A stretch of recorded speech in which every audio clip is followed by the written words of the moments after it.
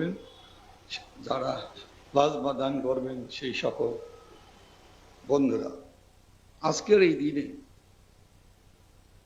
আমি প্রথমেই গভীর শ্রদ্ধার সাথে স্মরণ করছি এবং শ্রদ্ধা নিবেদন করছি 1975 সালের 15ই আগস্ট, যেই মহামানব যার আত্মত্যাগের আত্মাহুতির বিনিময়ের মধ্য দিয়ে আমরা হারিয়েছি আমাদের হৃদয়ের, আমাদের স্পন্দন, আমাদের আপনজন, বাঙালি জাতির হাজার বছরের শ্রেষ্ঠ বাঙালি জাতির পিতা বঙ্গবন্ধু শেখ মুজিবুর রহমানকে আজকের এই অনুষ্ঠানে দাঁড়িয়ে 1975 সালের 15ই আগস্ট আমাদের মহান নেতা, জাতির পিতা, সহধর্মিণী বয়সী নারী বেগম ফজিলাতুন্নেসা মুজিব সহ তার পরিবারের 18 জন সদস্য সেদিন জীবন দিয়েছে। আজকে তাদের সকলের প্রতি গভীর শ্রদ্ধা নিবেদন করে এবং তাদের মাগফিরাত কামনা করে আমি আমার সংক্ষিপ্ত বক্তব্য এখানে রাখব। প্রিয় বন্ধুরা, 1975 সালের 15ই আগস্ট আমরা কেন খুনির দলের আমরা দেখতে পেলাম তারা জাতির পিতা বঙ্গবন্ধু শেখ মুজিবুর রহমানকে হত্যা করেছে। তারা হত্যা করেছে জাতির পিতার পরিবারের ঘনিষ্ঠ সন্তানদের, স্বজনদেরকে। এটা পরিষ্কারভাবেই বোঝা যায় এটা একটি সুনির্দিষ্ট নীল নকশা, একটি সুনির্দিষ্ট ষড়যন্ত্র, একটি দীর্ঘদিন থেকে এই ষড়যন্ত্রটি ঘুরপাক খেয়ে তারপরে তারা জাতির পিতা বঙ্গবন্ধু শেখ মুজিবুর রহমান সহ তার পরিবারের সদস্যদের প্রতি, যারা মহান মুক্তিযুদ্ধে সবচেয়ে বেশি ভূমিকা রেখেছে, অবদান রেখেছে এবং যাদেরকে মুক্তিযুদ্ধের চেতনা থেকে বিন্দুমাত্র বিচ্যুত করা সম্ভব হয়নি, তাদের উপরই প্রথম আঘাত এনেছে। কারণটা ছিল, এটা ছিল সম্পূর্ণ একটি ষড়যন্ত্র, সম্পূর্ণ একটি নীল নকশা। তারা ভেবেছিল জাতির পিতা এবং তার পরিবারের সদস্যদেরকেই হত্যা করতে পারলেই বাঙালি জাতির মুক্তিযুদ্ধের যে স্বপ্ন, সাহায্যের লক্ষ্য, সেই অভিষ্ট লক্ষ্য থেকে জাতিকে বিচ্যুত করতে পারবে। মুক্তিযুদ্ধের যে 30 লক্ষ শহীদ আত্মাহুতি দিয়েছিল, সেই শহীদদের যে লক্ষ্য, যে স্বপ্ন ছিল, সেই স্বপ্ন যাতে বাস্তবায়িত না হয়, সেই স্বপ্ন যাতে ধূলিসাৎ করা যায়, যাতে বাংলাদেশের অস্তিত্ব, বাঙালি জাতির জাতীয়তাবাদী যে চিন্তা, যে উন্মেষ, বাঙালি জাতির অসাম্প্রদায়িক চেতনার যে উন্মেষ জাতির পিতা ঘটিয়েছিল, সেই অসাম্প্রদায়িক বাংলাদেশকে সাম্প্রদায়িক বাংলাদেশ বানাতে হলে, সেই বাংলাদেশকে সাম্প্রদায়িক শক্তির উত্থান ঘটাতে হলে জাতির পিতা এবং তার পরিবারের সদস্যদেরকে প্রথম আঘাত হানতে হবে। প্রিয় বন্ধুরা, তারা ভেবেছিল জাতির পিতার উপরে এই আঘাত হানার মধ্য দিয়েই তারা সফল হবে, কিন্তু তারা সফল হতে পারেনি, তারা ব্যর্থ হয়েছে। আজকে আমরা বলতে পারি জাতির পিতার সুযোগ্য সন্তান আমাদের মাননীয় প্রধানমন্ত্রী বঙ্গবন্ধু কন্যা সেদিন আল্লাহর শেষ রহমতে বেঁচে গিয়েছিলেন, যে কারণে আমরা তারই রক্তের উত্তরাধিকার, তার আদর্শের উত্তরাধিকার, দেশরত্ন, কৃষক রত্ন শেখ হাসিনার নেতৃত্বে বাংলাদেশ আবার ঘুরে দাঁড়িয়েছে। আবার ওই নীল নকশাকারী, ওই ষড়যন্ত্রকারী, ওই খুনি হত্যাকারী মোস্তাক জিয়া গং, যারা বারবার এখনো বাংলাদেশের তাদের উত্তরসূরিরা, তাদের সেই খুনিদের উত্তরসূরিরা, তাদের সেই এখনো যে অংশ এখন টিকে আছে, বেঁচে আছে, তারা কিন্তু ষড়যন্ত্র বাংলাদেশে অব্যাহত ধারায় অব্যাহতভাবে করে যাচ্ছে। তাদের স্বরূপ আজকে পরিবর্তন হয়েছে। কিন্তু বন্ধুরা, আমাদের সকলকে সজাগ থাকতে হবে, আমাদেরকে সকলকে প্রস্তুত থাকতে হবে এই ধরনের ষড়যন্ত্রকারীদের মোকাবেলা করার জন্য। 1975 সালের 15ই আগস্ট জাতির পিতাকে হারিয়ে সেদিন আমরা ব্যর্থ হয়েছিলাম। জাতির পিতার হত্যাকারীদের বিরুদ্ধে আমরা রুখে দাঁড়াতে আমরা পারিনি, প্রত্যক্ষ ভাবে আমরা প্রতিরোধ করতে পারিনি, কিন্তু বাংলাদেশের লাখো কোটি মানুষ সেদিন খুনিদের এই অপকর্মকে তারা প্রত্যাখ্যান করেছিল, তারা হৃদয় দিয়ে, তাদের বিবেক দিয়ে তাদেরকে ঘৃণা করেছিল, প্রতিবাদ জানিয়েছিল। প্রিয় বন্ধুরা, আজকে আমরা বলতে চাই, সেই ষড়যন্ত্রকারীদের, খুনিদেরকে বিচার করা হয়েছে, কিন্তু সেই ষড়যন্ত্রের সাথে যারা জড়িত ছিল তাদের কিন্তু স্বরূপ এখনো পরিপূর্ণভাবে প্রকাশিত হয়নি। সেই ষড়যন্ত্রের নীলনকশার সাথে যারা পরোক্ষভাবে জড়িত ছিল, যারা নেপথ্যে সমর্থন দিয়েছে, যারা সে 1975 সালের 15ই আগস্টের সেই পটভূমি তৈরিতে যারা ভূমিকা রেখেছে, যারা কাজ করেছে, যারা বিশৃঙ্খলা সৃষ্টি করেছে, হানাহানি রাজনীতি কায়েম করেছে, যারা জ্বালাও পোড়াও লুটপাট করেছে, ব্যাংক লুট করেছে, ডাকাতি করেছে, তারা দেশে আইন শৃঙ্খলা পরিস্থিতি ধ্বংস করার জন্য যারা কাজ করেছে, সেই অপশক্তি সম্পর্কেও ইতিহাস বাঙালি জাতি জানতে চায়, নতুন প্রজন্ম পরিপূর্ণরূপে জানতে চায়। তাই আজকের এই 1 আগস্টে শোকাবহ মাসের শোকের দিনে আমি বলতে চাই, এর 15 আগস্টের সমস্ত ঘটনাকে নিয়ে, এর পটভূমিকে নিয়ে, এর পরবর্তী ষড়যন্ত্রকে নিয়ে একটি বিচার বিভাগীয় তদন্ত কমিশনের গঠনের মধ্য দিয়ে এবং এই খুনিদের স্বরূপ, ষড়যন্ত্রকারীদের এবং তাদের সমর্থনকারীদের এবং খুনের সাথে জড়িত যদি কোনো সাম্রাজ্যবাদী শক্তি অথবা কোনো বিদেশি শক্তি জড়িত থাকে, তাও প্রকাশ হওয়া প্রয়োজন এবং জাতির স্বার্থে ভবিষ্যতে যাতে, অনাগত ভবিষ্যতে যাতে এ ধরনের কোনো ষড়যন্ত্র বাংলাদেশের বিরুদ্ধে না হতে পারে, তার জন্য আমাদের জানা প্রয়োজন। সুতরাং সেই প্রয়োজনের কারণেই আজকে আমি মাননীয় প্রধানমন্ত্রীর কাছে, দেশবাসীর কাছে, 17 কোটি মানুষের পক্ষ থেকে আমরা আবেদন করতে চাই, নিবেদন করতে চাই, এই বিচার বিভাগীয় কমিশন গঠন করে সমস্ত ষড়যন্ত্রকারীদের তাদের সমস্ত স্বরূপ দেশবাসীর কাছে প্রকাশ করা উচিত, উন্মোচন করা উচিত। কারণ আপনি ইতিহাস বিকৃতকারীদের বিরুদ্ধে রুখে দাঁড়িয়েছেন, আপনি ইতিহাস বিকৃতকারীদের কে মোকাবেলা করে, মৃত্যুর ঝুঁকি নিয়ে তাদেরকে মোকাবেলা করে আপনি বাংলাদেশকে এগিয়ে নিয়ে যাচ্ছেন। সুতরাং এই বাংলাদেশকে সামনের দিকে এগিয়ে নিয়ে যেতে এবং এই বাংলাদেশের উন্নয়ন অগ্রগতির অব্যাহত যাত্রাকে বাঁচিয়ে রাখার জন্য, টিকিয়ে রাখার জন্য সকল ষড়যন্ত্রের ইতিহাস, ষড়যন্ত্রের সাথে জড়িত যারা তাদেরকে সমর্থন দিয়েছে, যারা তাদেরকে সাথে কাজ করেছে, সকলের স্বরূপ দেশবাসীর জানার অধিকার আছে। জয় বাংলা, জয় বঙ্গবন্ধু, বাংলাদেশ চিরজীবী হোক।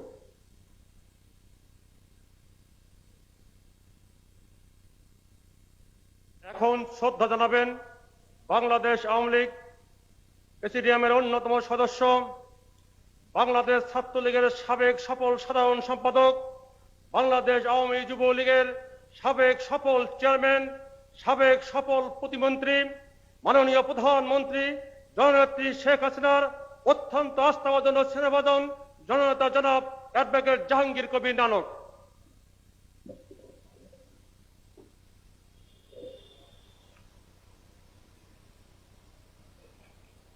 বঙ্গবন্ধুর রক্তঋণ আমাদের উত্তরাধিকার। দেশরত্ন জননেত্রী শেখ হাসিনার নেতৃত্বে সন্ত্রাস, দুর্নীতি, ক্ষুধা, দারিদ্র্যমুক্ত একটি আধুনিক রাষ্ট্র প্রতিষ্ঠা আমাদের অঙ্গীকার।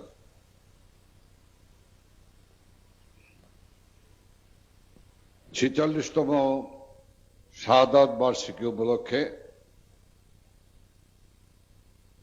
এই শোকাবহ জাতির পিতা বঙ্গবন্ধু শেখ মুজিবুর রহমানের হত্যার পরে এই 46 বছর পূর্তি, 46 বছরের এই বার্ষিকীতে বাংলাদেশ কৃষক লীগ আয়োজিত আজকের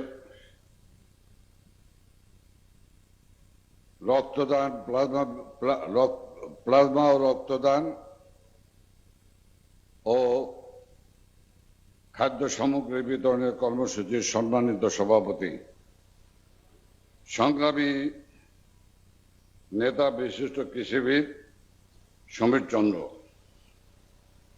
আজকের এই অনুষ্ঠানে বিশেষ অতিথি বাংলাদেশ আওয়ামী লীগের প্রেসিডিয়ামের সদস্য, সংগ্রামী নেত্রী, সাবেক মন্ত্রী মতিয়া চৌধুরী এমপি, উপস্থিত বাংলাদেশ আওয়ামী লীগের সংগ্রামী যুগ্ম সাধারণ সম্পাদক, বিশিষ্ট কৃষিবিদ, দুঃসময় দুর্দিনের কান্ডারি আমাদের নেতা জনাব আফম বাহাউদ্দিন নাসিম, বাংলাদেশ আওয়ামী লীগের কৃষি সমবায় বিষয়ক সম্পাদক সংগ্রামী নেত্রী ফরিদুন্নাহার লাইলি, বাংলাদেশ আওয়ামী লীগের দপ্তর সম্পাদক সংগ্রামী নেতা ব্যারিস্টার বিপ্লব বড়ুয়া, বাংলাদেশ কৃষক লীগের সংগ্রামী সাধারণ সম্পাদক সংসদ সদস্য অ্যাডভোকেট উম্মে কুলসুম সিদ্দিক, উপস্থিত সুধীমণ্ডলী ভাই ও বন্ধুগণ, স্মরণ করছি বাংলা ও বাঙালির অবিসংবাদিত প্রবাদ পুরুষ, যার রক্তে বাংলার সবুজ ঘাস রঞ্জিত হয়ে আছে, যার রক্ত বাংলার বুকে এঁকে দিয়েছে লাল সবুজের পতাকা, যার স্পর্ধার স্ফুরণে প্রকম্পিত হয় বিস্তীর্ণ পর্বতমালা, যার প্রত্যয়ের গৌরবে চির অধিষ্ঠিত বাংলার প্রতীয়মান মর্যাদা, সে হাজার বছরের শ্রেষ্ঠ বাঙালি, স্বাধীনতার মহান স্থপতি মহাকালের মহাপুরুষ, জাতির জনক বঙ্গবন্ধু শেখ মুজিবুর রহমানকে শ্রদ্ধাভরে স্মরণ করছে বাংলার বেদনা অলঙ্করিত কষ্টের কবিতা, যিনি জাতির লালিত সকল স্বপ্নে জাতির পিতার ছায়া হয়ে দেশকে লালন পালনে আড়াল থেকে প্রচ্ছন্ন ভূমিকায় নিজের জীবনকে উৎসর্গ করেছেন, যিনি জাতির ক্রান্তিকালীন সময় বিদ্যান নারীর ভূমিকায় দেশের মানুষকে শক্তি, সাহস আর স্পৃহা জুগিয়েছেন, বাংলার হাজার বছরের সেই মহিয়সী নারী বঙ্গমাতা শেখ ফজলুন্নেসা মুজিবকে 15 আগস্টে শহীদ হওয়া সকল শহীদদের প্রতি, তাদের অমর স্মৃতির প্রতি আমি জানাই বিদগ্ধ শ্রদ্ধা। মহান মুক্তিযুদ্ধে গৌরবিত চিত্তে শহীদ হওয়া সকল শহীদান ও সম্ভ্রম হারানো সকল মা বোন এবং বিপ্লবের বহিঃশিখায় রাজপথের রণাঙ্গনে বিজয়ের মিছিলে যুগে যুগে যারা শাহাদাত বরণ করেছেন, তাদের সকলের আত্মার অমর স্মৃতির প্রতি বিদগ্ধ শ্রদ্ধা জানাচ্ছি। আগস্ট মাস শোকের মাস, বেদনা বেদুর আর্তনাদের মাস। এ মাসে বঙ্গবন্ধুর রক্ত আর শ্রাবণ মিলেমিশে একাকার হয়েছিল আকাশের মর্ম ছাড়া অশ্রুর প্লাবনে। 75-এর 15 আগস্টের শুভেচ্ছা দিকের সময় যখন ধানমন্ডি 32 নম্বরে নিজ বাসভবনে সপরিবারে বঙ্গবন্ধুকে বুলেটের বৃষ্টিতে ঘাতকরা ঝাঁঝরা করে দিয়েছিল, তখন যে বৃষ্টি ঝরছিল তা ছিল প্রকৃতির অশ্রুপাত। ভেজা বাতাস কেঁদেছে সমগ্র বাংলায়, ঘাতকদের উদ্যত অস্ত্রের সামনে ভীত সন্তুষ্ট বাংলাদেশ বিহ্বল হয়ে পড়েছিল শোকের আর অভাবিত ঘটনার আকস্মিকতায়। কাল থেকে কালান্তরে জ্বলবে শোকের আগুন। সেদিন জাতির পিতা বঙ্গবন্ধু শেখ মুজিবুর রহমানের ঢাকা বিশ্ববিদ্যালয়ের সমাবর্তনে চ্যান্সেলর হিসেবে উপস্থিত থাকার কথা ছিল। সে উপলক্ষে ঢাকা বিশ্ববিদ্যালয়ের ক্যাম্পাস ফুলে ফুলে সুবর্ষিত হয়েছিল, গানে গানে মুখরিত করবার আয়োজন হয়েছিল। কিন্তু সেদিন ভোরে গানের বদলে বেজেছিল মুহুমুহু মেশিন গানের শব্দ। সেদিনের স্বর্ণ চাপার বদলে মাথা উঁচু করেছিল ঘাতকের হেলমেট। ফুলের ঝুরির বদলে শোভা পেয়েছিল বারুদ আর বুলেট। রাজপথের সারি সারি বুটের তলায় সেদিন পিছে গিয়েছিল গণতন্ত্রের আলখেল্লা। সার্বভৌমত্বের প্রজ্বলিত প্রকোষ্ঠে দাউ দাউ করে জ্বলেছিল বেদনার বহ্নিশিখা। বঙ্গবন্ধু কেবল একজন ব্যক্তি নন, এক মহান আদর্শের নাম, যে আদর্শে উজ্জীবিত হয়েছিল গোটা দেশ। বাঙালি জাতীয়তাবাদ, গণতন্ত্র, সমাজতন্ত্র আর ধর্মনিরপেক্ষ দর্শনের দেশের সংবিধান প্রণয়ন করেছিলেন। স্বাধীনতার মহান স্থপতি, হাজার বছরের শ্রেষ্ঠ বাঙালি বঙ্গবন্ধু শেখ মুজিব। শোষক আর শোষিতে বিভক্ত সেদিনের বিশ্ব বাস্তবতায় বঙ্গবন্ধু ছিলেন শোষিতের পক্ষে। সমগ্র জাতিকে তিনি বাঙালি জাতীয়তাবাদের প্রেরণায় প্রস্তুত করেছিলেন। ঔপনিবেশিক শাসক শোষক পাক বাহিনীর বিরুদ্ধে সশস্ত্র সংগ্রামে ঝাঁপিয়ে পড়তে, পাকিস্তানি শাসন শোষণের বিরুদ্ধে দীর্ঘ 24 বছরের আন্দোলন সংগ্রামের ধারাবাহিকতায় বঙ্গবন্ধু 1971 সালের 7ই মার্চ শ্রদ্ধেয় উদ্যানে ঐতিহাসিক ভাষণে ধ্রুপদী কণ্ঠে স্বাধীনতার যে ডাক দিয়েছিলেন তা অবিস্মরণীয় এক শ্রুতিগাথা। সেদিন তার বজ্রকণ্ঠে উচ্চারিত এবারের সংগ্রাম আমাদের মুক্তির সংগ্রাম, এবারের সংগ্রাম স্বাধীনতার সংগ্রাম, এই অমর আহ্বানে স্বাধীনতা যুদ্ধে ঝাঁপিয়ে পড়েছিল নিপীড়িত কোটি বাঙালি। সেই মন্ত্রপুত ঘোষণায় বাঙালি হয়ে উঠেছিল লড়াকু এক বীরের জাতি। বিশ্ব মানব সভ্যতার ইতিহাসে ঘৃণ্য সংশোধন এই হত্যাকাণ্ডের মাধ্যমে সেদিন তারা কেবল বঙ্গবন্ধুকেই নয়, তার সঙ্গে বাঙালির হাজার বছরের প্রত্যাশার অর্জন স্বাধীনতার আদর্শগুলোকে হত্যা করতে চেয়েছিল, মুছে ফেলতে অপপ্রয়াস চালিয়েছিল বাঙালির বীরত্বগাথার ইতিহাস। বঙ্গবন্ধুর নৃশংসতম হত্যাকাণ্ড বাঙালি জাতির জন্য করুণ বিয়োগ গাথা হলেও ভয়ঙ্কর এই হত্যাকাণ্ডে খুনিদের শাস্তি নিশ্চিত না করে বরং দীর্ঘ সময় ধরে তাদের আড়াল করার অপচেষ্টা চলেছে। এমনকি খুনিরা পুরস্কৃত হয়েছে নানাভাবে। হত্যার বিচার ঠেকাতে কুখ্যাত ইন্ডিপেন্ডেন্ট অধ্যাদেশ জারি করেছিল বঙ্গবন্ধুর খুনি খন্দকার মোশতাক। বঙ্গবন্ধুকে হত্যার পর মুক্তিযুদ্ধের 4 মূলনীতি ধর্মনিরপেক্ষতা, বাঙালি জাতীয়তাবাদ, গণতন্ত্র, সমাজতন্ত্র হয় ভুলুণ্ঠিত। রাষ্ট্র ক্ষমতা দখলকারীরা স্বাধীনতার চেতনা ও মূল্যবোধকে পদদলিত করে উল্টো পথে সেই পাকিস্তানি ভাবধারার দিকে বাংলাদেশকে নিয়ে যায়। আবারও বাঙালির ঘাড়ে জেগে বসে সামরিক স্বৈরশাসন। জাতির অর্থনৈতিক মুক্তির লক্ষ্যে বঙ্গবন্ধু যে পদক্ষেপগুলো নিয়েছিলেন তা বন্ধ করে দেওয়া হয়। দেশের সামরিক অভ্যুত্থান, পাল্টা অভ্যুত্থান, হত্যা ও ষড়যন্ত্রের রাজনীতি শুরু হয়। একের পর এক সামরিক স্বৈরশাসনের পালাবদল হতে থাকে। সেই সঙ্গে সামরিক স্বৈরশাসকদের ছত্রছায়ায় দেশের স্বাধীনতা বিরোধী পরাজিত গোষ্ঠী, উগ্র সাম্প্রদায়িক ও মৌলবাদী জঙ্গি গোষ্ঠীর উত্থান ঘটে। রাজনৈতিকভাবে পুনর্বাসিত হয় চিহ্নিত স্বাধীনতা বিরোধীরা। তবে দীর্ঘ 21 বছর পর 1996 সালে বঙ্গবন্ধু কন্যা শেখ হাসিনা নেতৃত্বে আওয়ামী লীগ রাষ্ট্র ক্ষমতায় আসীন হলে ইন্ডিপেন্ডেন্ট অধ্যাদেশ বাতিল করে বঙ্গবন্ধু হত্যার বিচারে পথ উন্মুক্ত করা এবং নানা বাধা বিপত্তি বেরিয়ে বিচার সম্পন্ন হয়।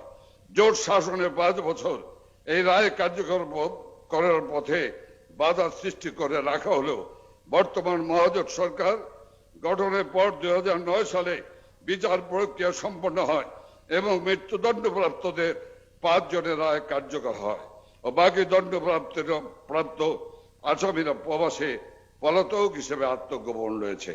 অনতি বিলম্বে তাদেরকেও তাদের কর্মফল ভোগ করতে হবে। মুজিব তোমায় কথা দিলাম, পিতৃ হত্যার বদলা নেব, এই স্লোগানকে যথাযথভাবে প্রমাণ করেছেন গণতন্ত্রের মানুষ কন্যা, সবল রাষ্ট্রনায়ক, বঙ্গবন্ধু কন্যা, দেশরত্ন শেখ হাসিনা। তবে দীর্ঘ 21 বছর পর 96 সালে বঙ্গবন্ধু কন্যা শেখ হাসিনার নেতৃত্বে আওয়ামী লীগ রাষ্ট্র ক্ষমতা আসীন হলে ইন্ডিপেন্ডেন্ট অধ্যাদেশ বাতিল করে বঙ্গবন্ধু হত্যার বিচারের পথ উন্মুক্ত করা এবং নানা বাধা বিপত্তি বেরিয়ে বিচার সম্পন্ন হয়। জোট শাসনের 5 বছর এই রায় কার্যকরের পথে বাধা সৃষ্টি করা রাখা হলেও বর্তমান মহাজোট সরকার গঠনের পর 2009 সালে বিচার প্রক্রিয়া সম্পন্ন হয় এবং মৃত্যুদণ্ডপ্রাপ্তদের 5 জনের রায় কার্যকর হয় 2010 সালের 27 জানুয়ারি। দণ্ডপ্রাপ্ত কয়েক খুনি বিভিন্ন দেশে পালিয়ে রয়েছেন। সেই কালো রাতে যা ঘটেছিল, বঙ্গবন্ধুর ব্যক্তিগত সহকারী রেসিডেন্ট পিএ জনাব আফা মহিদুল ইসলাম তার এজাহারে তা বর্ণনা করেছেন। আমি আমার বক্তব্য দীর্ঘায়িত করব না। আমি ইন্ডিপেন্ডেন্ট অধ্যাদেশে যা বলা ছিল তার থেকে 2-1টি কথা। খুনি জিয়াউর রহমান কি বলেছিলেন 1975 সালের 15 আগস্ট হইতে 1979 সালের 9 এপ্রিল তারিখের উভয় দিন সহ এর মধ্যে প্রণীত সকল ফরমান আদেশ, সামরিক আইন প্রবিধান, সামরিক আইন আদেশ, অন্যান্য আইন এবং উক্ত মেয়াদের মধ্যে অনুরূপ কোন ফরমান দ্বারা এই সংবিধানের যে সকল সংশোধন, সংযোজন, পরিবর্তন প্রতিস্থাপন ও বিলোপ সাধন করা হইয়াছে তাহা এবং অনুরূপ কোন ফরমান, সামরিক আইন প্রবিধান, সামরিক আইন আদেশ বা অন্য কোন আইন হইতে আহরিত বলিয়া বিবেচিত ক্ষমতা বলে অথবা অনুরূপ কোন ক্ষমতা প্রয়োগ করিতে গিয়া বা অনুরূপ বিবেচনায় কোন আদালত, ট্রাইব্যুনাল বা কর্তৃপক্ষ কর্তৃক প্রণীত কোন আদেশ কিংবা প্রদত্ত কোন দণ্ডাদেশ কার্যকর বা পালন করিবার জন্য উক্ত মেয়াদের মধ্যে কোন ব্যক্তি বা কর্তৃপক্ষ কর্তৃক প্রণীত আদেশ, কৃত কাজকর্ম, গৃহীত ব্যবস্থা বা কার্য দ্বারা সমূহ অথবা প্রণীত, কৃত বা গৃহীত বলে বিবেচিত আদেশ, কাজকর্ম, ব্যবস্থা বা কার্য দ্বারা সমূহ এতদ দ্বারা অনুমোদিত ও সমর্থিত হইল এবং ওই সকল আদেশ, কাজকর্ম, ব্যবস্থা এবং কার্য দ্বারা সমূহ বৈধভাবে প্রণীত, কৃত বা গৃহীত হইয়াছে বলিয়া ঘোষিত হইল এবং তৎসম্পর্কে কোন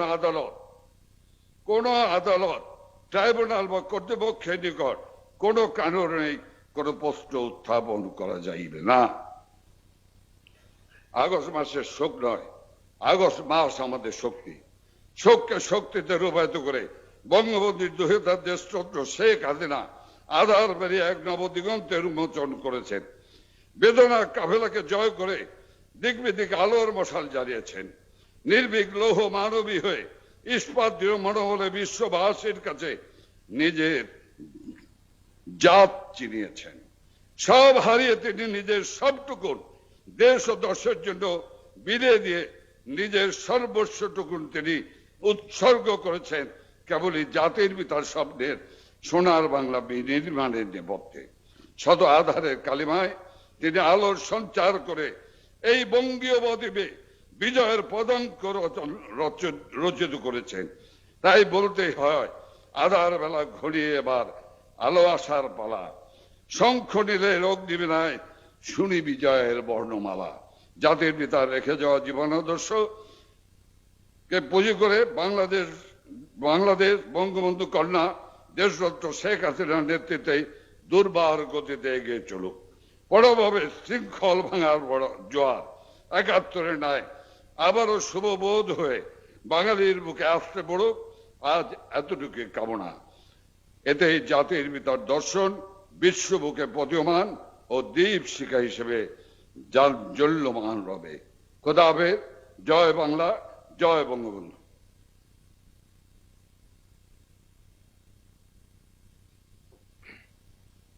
এখন শ্রদ্ধা জানাবেন আজকের অনুষ্ঠানের বিশেষ অতিথি, বাংলাদেশ আওয়ামী লীগের প্রেসিডিয়ামের অন্যতম সদস্য, সাবেক সফল কৃষিমন্ত্রী বেগম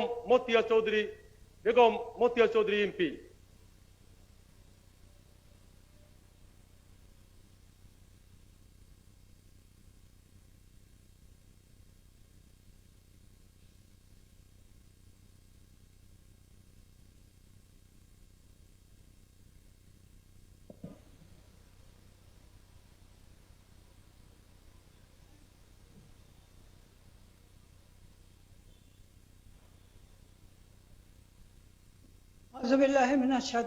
বিসমিল্লাহির রহমানির রহিম। বেদনা বিধুর আগস্ট মাসের আজকে প্রথম দিন। এই আগস্টের প্রথম দিনে বাংলাদেশ কৃষক লীগ কর্তৃক আয়োজিত জাতির পিতার রক্তদানকে কিছু হলেও আমাদের ঋণ শোধ করার যে সুযোগ, কৃষক লীগ আজকে রক্তদান কর্মসূচির মাধ্যমে পিতৃঋণকে আজকে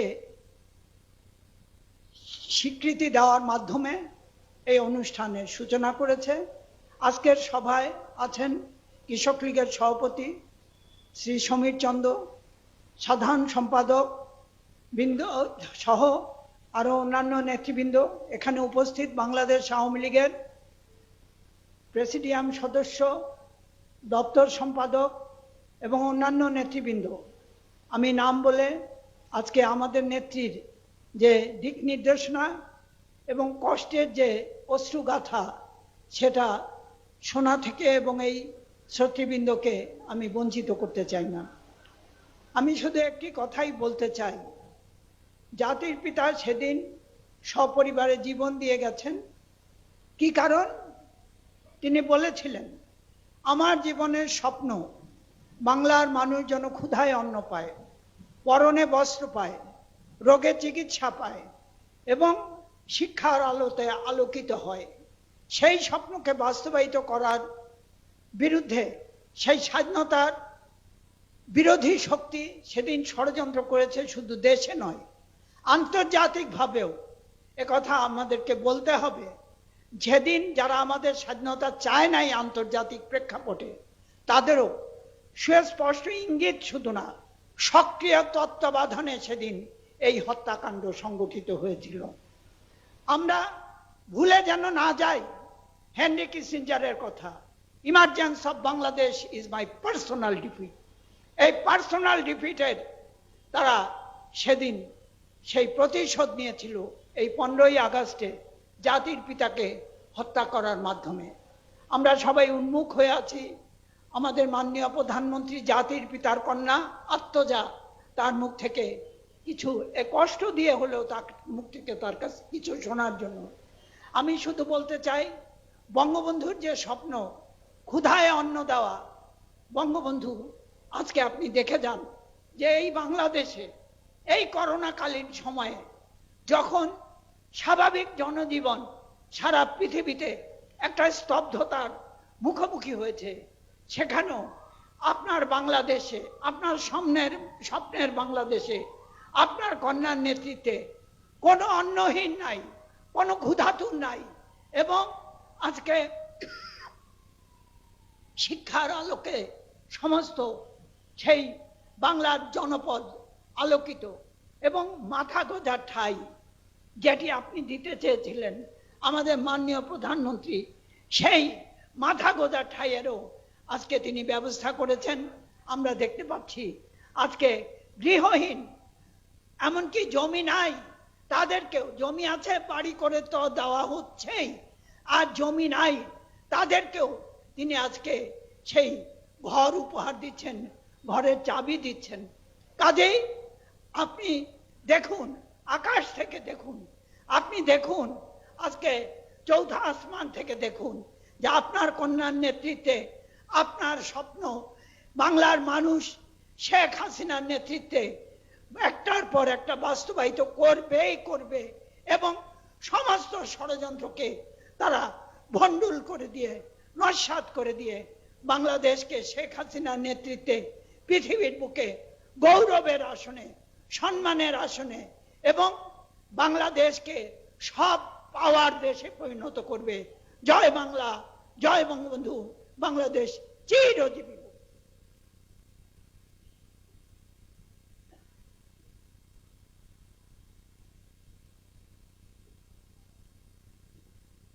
মাননীয় প্রধান অতিথি মহোদয়ের কাছে প্রার্থনা করছি আজকের সভাপতির শ্রদ্ধা নিবেদনের জন্য। মাননীয় প্রধানমন্ত্রী জননেত্রী শেখ হাসিনার অনুমতিক্রমে এখন বক্তব্য রাখবেন আজকে অনুষ্ঠানের সভাপতি, বাংলাদেশ কৃষক লীগের সংগ্রামী সভাপতি, যিনি কিছুদিন করোনার সঙ্গে লড়াই করে আমাদের মাঝে এসে বাংলাদেশ কৃষক লীগকে সুসংগঠিত করার জন্য মাননীয় প্রধানমন্ত্রীর নির্দেশে সকল কৃষকের ভেসে দাঁড়ানোর উনি সবাইকে সেই নির্দেশ দিচ্ছেন। সেই আমাদের প্রিয় সভাপতি কৃষিবিদ সমীর চন্দ্র এখন শ্রদ্ধা নিবেদন করবেন।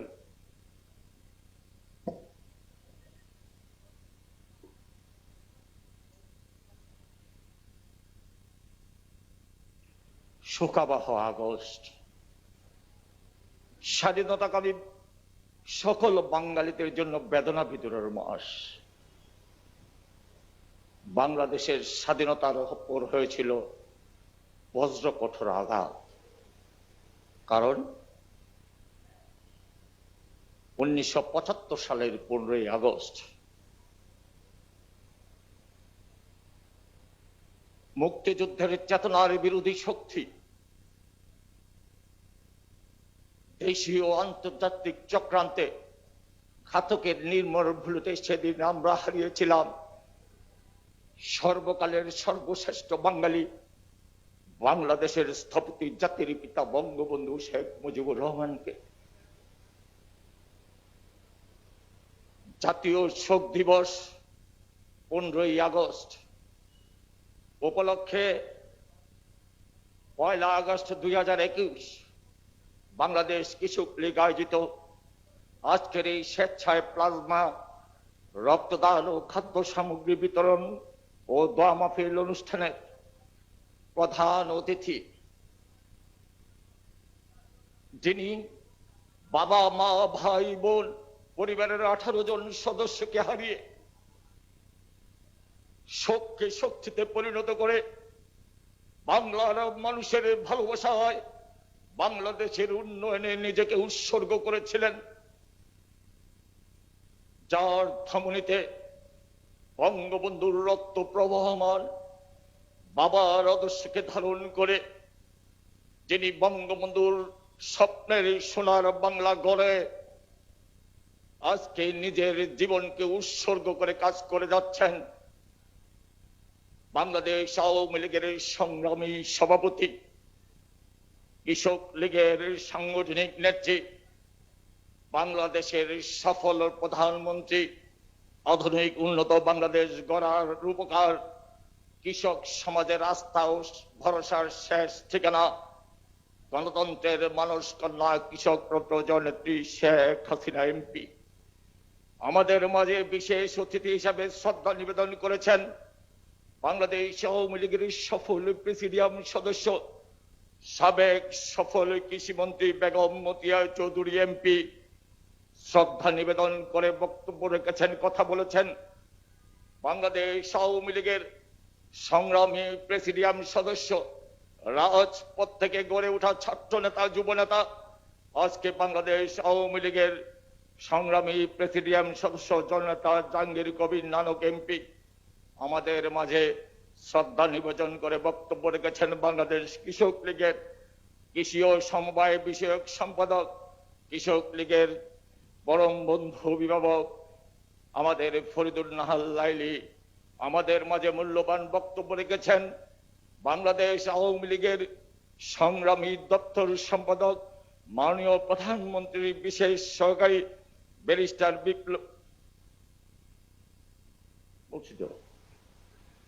ব্যারিস্টার বিপ্লব বড়ুয়া আমাদের মাঝে শ্রদ্ধা নিবেদন করেছেন,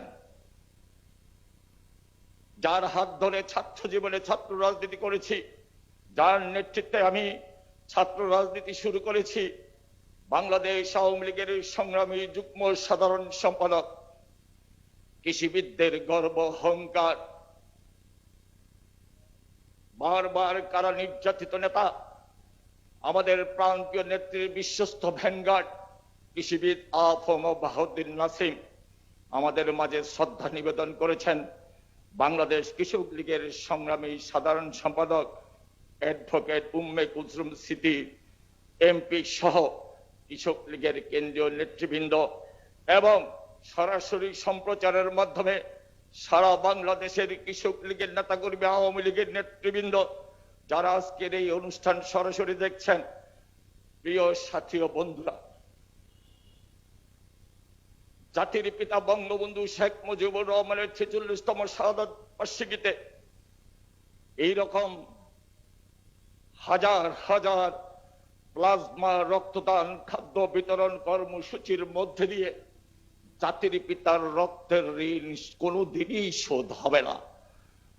প্রিয় সাথী বন্ধুরা, আগস্ট মাস শপথ নেওয়ার মাস। এই শপথ নেব আমরা বঙ্গবন্ধুর আদর্শকে, বঙ্গবন্ধুর ত্যাগের মহিমায় উদ্ভাসিত হয়ে এই আগস্ট থেকে আগামী আগস্ট কিভাবে আমরা বঙ্গবন্ধুর মতো বাংলাদেশের জনগণ এবং জীবিকার জন্য এবং বাংলাদেশের জন্য নিজেরা নিজেদেরকে উৎসর্গ করব, সেই শপথ নেওয়ার মাস। এইভাবেই যদি আমরা ত্যাগের মহিমায় উদ্ভাসিত হয়ে বাংলার জনগণ, বাংলাদেশের জন্য নিজেদেরকে উৎসর্গ করতে পারি, তাহলে পিতা মুজিব টুঙ্গি পাড়ায় ঘুমিয়ে থাকা পিতা মুজিবের আত্মা শান্তি পাবে বলে আমি মনে করি। প্রিয় সাথী বন্ধুরা, প্রিয় সাথী বন্ধুরা, জাতির পিতার বঙ্গবন্ধুর নেতৃত্বে 7.5 কোটি বাঙালি বাংলা মাকে স্বাধীন করেছিলেন। আসুন এই শোকের বসে আমরা শপথ নেই আমাদের প্রাণপ্রিয় নেত্রী, যার ধমনীতে বঙ্গবন্ধুর রক্ত প্রবাহমান, তার নেতৃত্বে আমরা সবাই ঐক্যবদ্ধভাবে মানবতার সেবায় নিজেকে উৎসর্গ করে করোনা যুদ্ধে আমরা জয়ী হব, এই শপথ আমরা নিই। পরিশেষে বঙ্গবন্ধু, জাতির পিতা বঙ্গবন্ধু শেখ মুজিবুর রহমান সহ 15ই আগস্ট শাহাদাত বরণকারী বঙ্গমাতা বেগম ফজিলাতুন্নেসা মুজিব সহ সকল শহীদের বিধি আত্মার মাগফিরাত কামনা করে এবং আমাদের প্রাণপ্রিয় নেত্রী, কৃষকরত জননেত্রী শেখ হাসিনার দীর্ঘায়ু ও সুস্বাস্থ্য কামনা করে আমি আমার কথা বলা শেষ করছি। সবাইকে ধন্যবাদ। জয় বাংলা, জয় বঙ্গবন্ধু।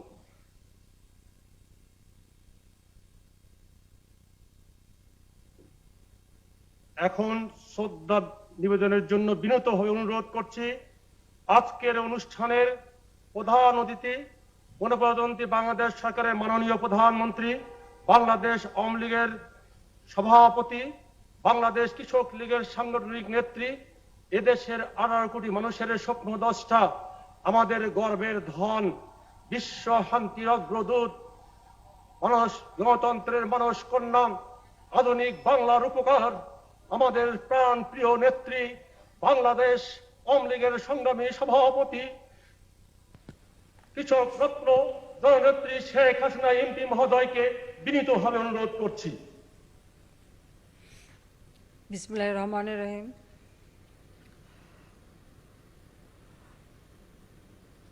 আগস্ট মাস আজকে শুরু। এই মাসেরই 15 আগস্ট বাংলাদেশে ঘটে গিয়েছিল আরেকটি কারবালা। সেই দিন আজকে যেখানে বসে আপনারা প্রোগ্রাম করছেন সেই জায়গায় 32 নম্বর বাড়ি, সেখানে নির্মমভাবে হত্যা করেছিল বাংলাদেশের রাষ্ট্রপতিকে।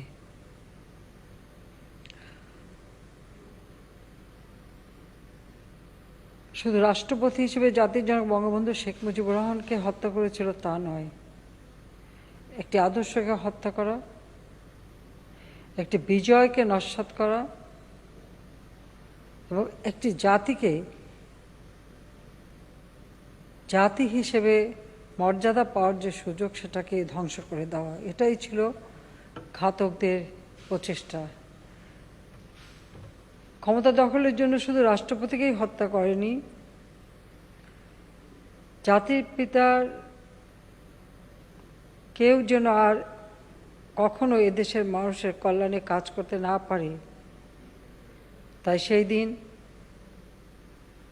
আমার মা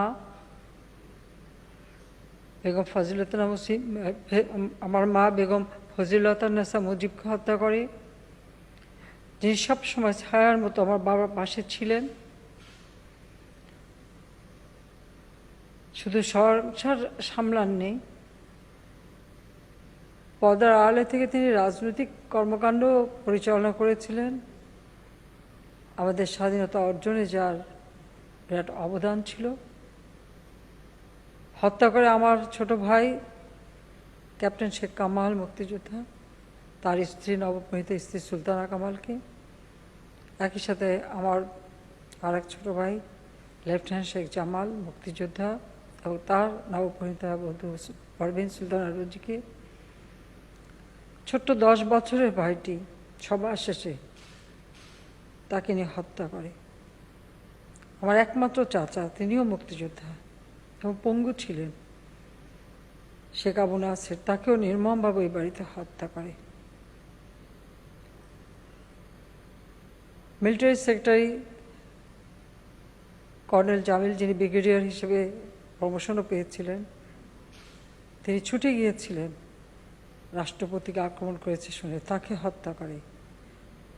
সিদ্দিকুর রহমান এএসবি যে ঘাতকদের দোতলায় উঠতে বাধা দিয়েছিল তাকে নির্মমভাবে হত্যা করে।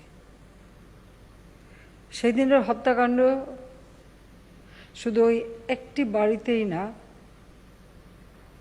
একই সাথে হত্যা করেছিল যুবনেতা শেখ ফজলুল হক মনি এবং তার অন্তঃসত্ত্বা স্ত্রী আর্যমণিকে আমার মেজ ফুপু তার বাড়িতে আক্রমণ করে। আমার সেজ ফুপুর বাড়িতে যে আক্রমণ করে, মেন্টো রোডে আব্দুর রাব সানিয়াবাদ কৃষিমন্ত্রী ছিলেন, তাকে নির্মমভাবে হত্যা করে। তার মেয়ে 13 বছরের বেবিকে হত্যা করে। তার 10 বছরের ছেলে রাসেলের খেলার সাথী আরিফ, 4 বছরের নাতি সুকান্ত, ভ্রাতুষ পুত্র শহীদ সানিয়াবাদ সাংবাদিক মুক্তিযোদ্ধা এবং ভাগ্নে রেন্টু সহ ওই বাড়িতে কাজের লোক ছোট পটকা এবং তার মা সহ অন্যান্য সদস্যদেরকেও নির্মমভাবে হত্যা করে। সেখানে গুলি চালানো হয়েছিল সকলের উপর। আমার ফুপু সেও গুলিবিদ্ধ ছিল। আমার ফুফাতো বোন বিউটি এবং রিনা তারাও গুলিবিদ্ধ। আমার ফুফাতো ভাই গুলিবিদ্ধ এবং আরও অনেকে। কিন্তু সেই বাড়ি থেকে রমনা থানার ওসি এই গোলাগুলির পর তাদেরকে সকলকে হাসপাতালে নিয়ে যায়, যে কারণে আমার ফুপু বেঁচে গিয়েছিলেন, 2 ফুফাতো বোন বেঁচে গিয়েছিলেন, কিন্তু আমার ফুপু পঙ্গু হয়েছিলেন। বোন সেও এখনো বেঁচে আছে পঙ্গু অবস্থায়।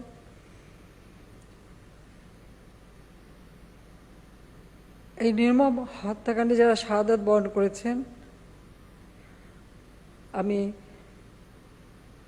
তাদের সকলের আত্মার মাগফিরাত কামনা করি, তাদের প্রতি শ্রদ্ধা জানাই। শুধু ওই দিন এখানেই না, ঘাতকরা যে গুলি চালিয়েছিল এবং যে মোটর সেল মেরেছিল, তার ফলে মোহাম্মদপুরে একটি বাড়িতে, কয়েকটি বাড়ি সেখানে এই সেলের আঘাতে সেখানেও প্রায় 11 জন মানুষ মৃত্যুবরণ করে, অনেকে পঙ্গু অবস্থায় ছিল।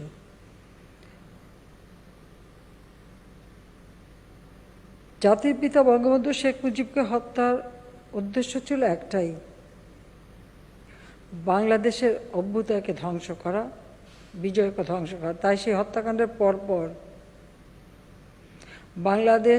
বাংলাদেশের নাম মুক্তিযুদ্ধ চলাকালীন সময় যেটা নাম দেওয়া হয়েছিল গণপ্রজাতন্ত্রী বাংলাদেশ, সেই বাংলাদেশের নাম পাল্টে ইসলামিক রাষ্ট্র বাংলাদেশ করা হয়েছিল। যদিও সেটা টিকাতে পারেনি, ওই এক রেডিওতে ঘোষণা দেওয়া হয়েছিল, কিন্তু সেটা বাংলাদেশের মানুষ মেনে নেয়নি। বাংলাদেশ বেতারের নাম পরিবর্তন করে রেডিও বাংলাদেশ, পাকিস্তানের ঠিক যেভাবে যে কায়দায় ছিল প্রত্যেকটা প্রতিষ্ঠানের নাম সেইভাবে করা হয়েছিল।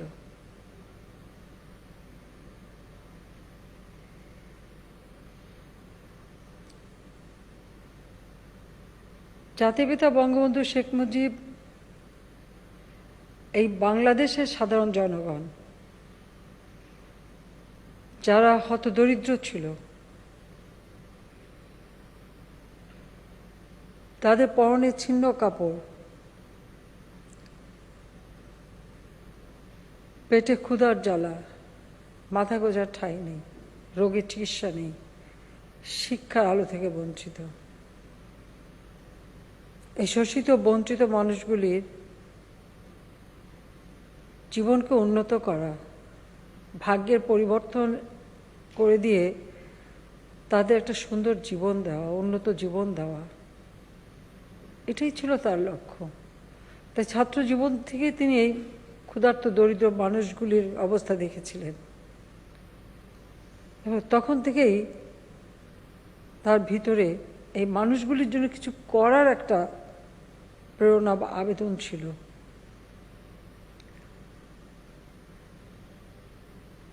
তাই পাকিস্তান নামে রাষ্ট্রটা হওয়ার পর তিনি যখন দেখলেন যে আমাদের মাতৃভাষায় কথা বলার অধিকার পর্যন্ত কেড়ে নেওয়া হয়, তার প্রতিবাদ তিনি শুরু করলেন। আর সেই রাষ্ট্রভাষা বাংলাকে মর্যাদা দেওয়ার জন্য তার যে আন্দোলন, সেই 1948 সাল থেকে তিনি শুরু করেছিলেন। 11ই মার্চ ধর্মঘট করতে যে গ্রেপ্তারও হয়েছিলেন, সেই থেকে যাত্রা শুরু। এরপর ধাপে ধাপে তিনি সমগ্র জাতিকে মুক্তিযুদ্ধের চেতনায় উদ্বুদ্ধ করেন এবং বাংলাদেশকে তিনি স্বাধীন করেন।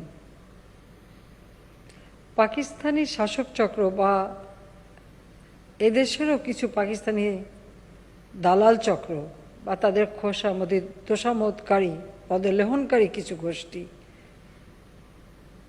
তারা কেন জানি বাঙালির এই অভ্যুদয় বা বাঙালির এই যে বিজয়, এটা কখনো মেনেই নিতে পারেনি।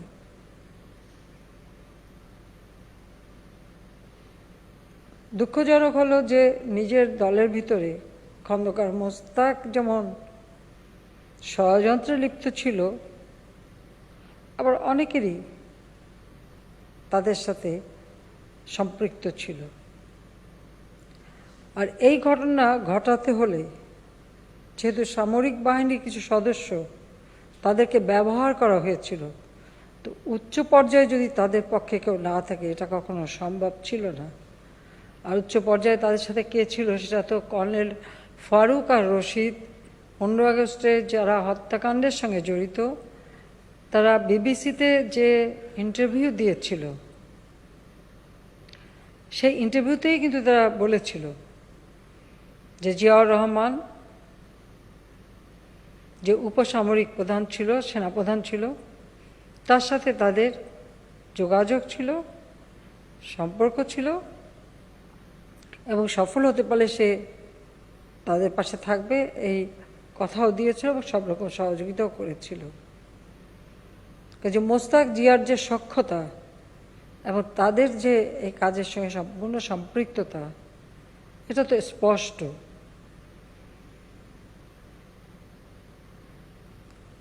বঙ্গবন্ধু শেখ মুজিবকে হত্যার সাথে সাথে বাংলাদেশ মহান মুক্তিযুদ্ধের যে আদর্শ, সে আদর্শ থেকে কিন্তু সম্পূর্ণ বিচ্যুত হয়ে যায়।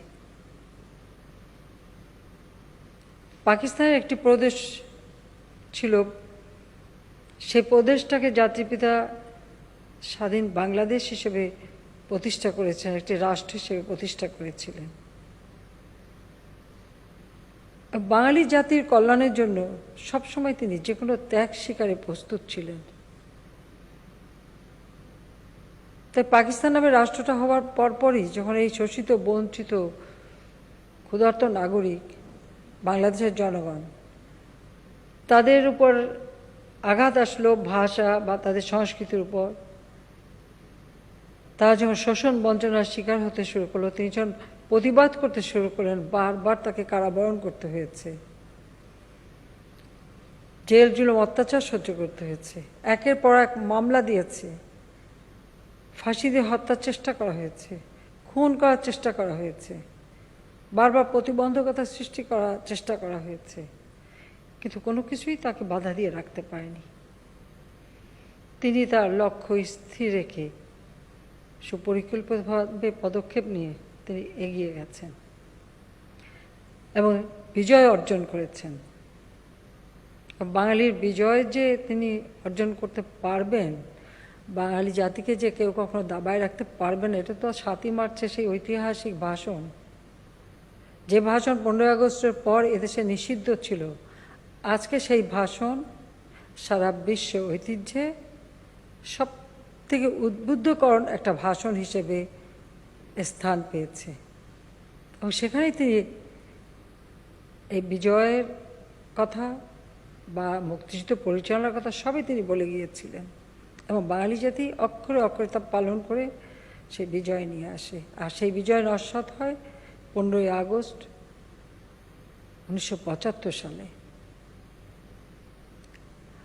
আমি, আমার ছোট বোন, আমরা তখন জার্মানিতে 31 তারিখে জার্মানিতে আমরা পৌঁছাই, 30 তারিখ আমরা রওনা হই, 31 তারিখে আমরা জার্মানিতে পৌঁছাই। 15ই আগস্ট যখন এই খবরটা পাই, আমরা কখনো এটা ভাবতেই পারিনি, কিন্তু একটা আশঙ্কা সবসময় ছিল। আর আমার বাবার অগাধ বিশ্বাস ছিল দেশের বাংলাদেশের মানুষের উপর। তিনি সবসময় বিশ্বাস করতেন যে বাঙালি কখনো তার গায়ে হাত দিতে পারবে না, আর পাকিস্তানিরা যখন চেষ্টা করে তাকে হত্যা করতে পারেনি, আর বাঙালিরা কেন মারবে। অনেকেই অনেকভাবে তাকে খবর দিয়েছেন বা বলার চেষ্টা করেছেন, কিন্তু তিনি কখনো বিশ্বাস করেননি। তিনি যখনই যারা বা কোনো রাষ্ট্রপ্রধান, সরকারপ্রধান বলেছেন, তিনি একটা কথাই বলছেন, এরা আমার সন্তানের মতো, ওরা কেন আমাকে মারবে। আর সেই বিশ্বাসে চরম আঘাত দিল যারা, এবং তাকে নির্মমভাবে হত্যা করল। বাংলাদেশের একজন নাগরিক হিসেবে আমরা 15 আগস্ট যারা আপনজন হারিয়েছে, আমাদের কিন্তু কোনো বিচার পাওয়ার অধিকার ছিল না। ইনডেমনিটি অধ্যাদেশ জারি করে সেই অর্ডিন্যান্সের মাধ্যমে এই খুনিদের বিচারের পথ বন্ধ করে দেওয়া হয়েছিল। খুনিদেরকে পুরস্কৃত করা হয়েছিল। জিয়াউর রহমান তাদেরকে বিভিন্ন দূতাবাসে চাকরি দেয়, ব্যবসা করার সুযোগ দেয়, বিপুল অর্থে মালিক করে দেয়। জিয়ার পথ ধরে আমরা দেখেছি জেনারেল এরশাদ এই খুনিদেরকে রাজনীতি করার সুযোগ দেয়, রাষ্ট্রপতি প্রার্থী হবার সুযোগ দেয়, এমনকি ভোট চুরি করে পার্লামেন্টেও মেম্বার করে। তার থেকেও এক ধাপ উপরে যে খালেদা জিয়া, এই খুনি রশিদকে পার্লামেন্টে ভোট চুরি, 15ই ফেব্রুয়ারি 96 সালে ভোট চুরি করে তাকে নিয়ে এসে পার্লামেন্টে বসায় বিরোধী দলের নেতার চেয়ারে, এবং আর এক খুনিকে পার্লামেন্টে মেম্বার করে এবং তাদেরকে পুরস্কৃত করে। 96 সালে আমরা যখন সরকারে আসি, ইনডেমনিটি অর্ডিন্যান্স বাতিল করে এই খুনিদের বিচারের পথে নিয়ে এসে বিচার কার্য শুরু করি। যেদিন বিচারের প্রথম বিচারের যে রায়টা হবে 8ই নভেম্বর, খালেদা জিয়া বিরোধী দলে তখন হরতাল ডেকেছিল, যেন কোনো মতেই জজ সাহেব কোর্টে যেতে না পারে আর বিচারের রায় দিতে না পারে। কিন্তু সেই বিচারের রায় হয়েছিল, এবং এর মধ্যে যারা বাংলাদেশে যাদেরকে গ্রেপ্তার করা সম্ভব হয়েছিল, এবং 2 জন খুনিকে আমরা, একজন থাইল্যান্ড থেকে, একজন আমেরিকা থেকে দেশে ফিরিয়ে নিয়ে আসি।